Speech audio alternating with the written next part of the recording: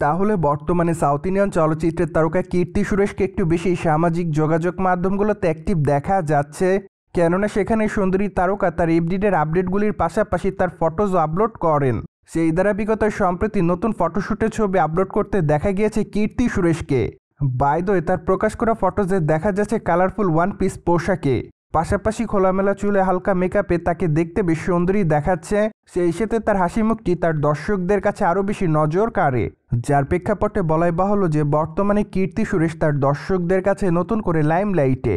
তাছাড়া তার প্রকাশ করা ছবির কমেন্ট বক্সে অনেকে তাকে গর্জিয়াস বলে দাবি করে, তাছাড়া অনেকে আবার তাকে মাই লাভ বলেও দাবি করে, সেই সাথে অনেকে আবার তাকে কিউটও লিখেছে।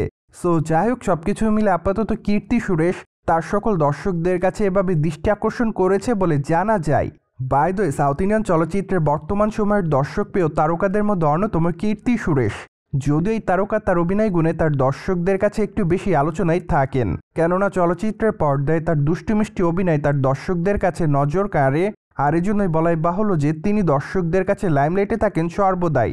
মোরওভার এই তারকার হাতে বর্তমানে বেশ কয়েকটা চলচ্চিত্রের কাজ আছে, তাই তো বলাই বাহুল্য যে আগামী দিনে তাকে রিভলভার রীতা চলচ্চিত্রে কাজ করতে দেখা যাবে। যদিও চলচ্চিত্রের পর্দায় তার চরিত্রটি খুবই গুরুত্বপূর্ণ থাকবে, পাশাপাশি চলচ্চিত্রের পর্দায় তাকে অবশ্য পুলিশ অফিসারের চরিত্রে দেখা যাবে।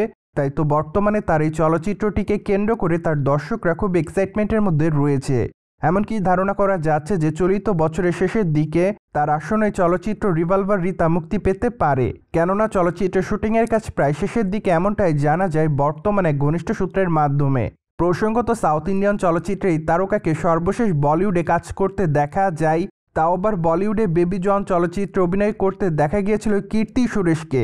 চলচ্চিত্রের পর্দায় অবশ্য ভারুণ ধওয়ানের বিপরীতে অভিনয় করেছিলেন এই নায়িকা, তাই তো বলাই বাহুল্য যে at the first time Varun ধওয়ানের সঙ্গে অভিনয় করেন তিনি।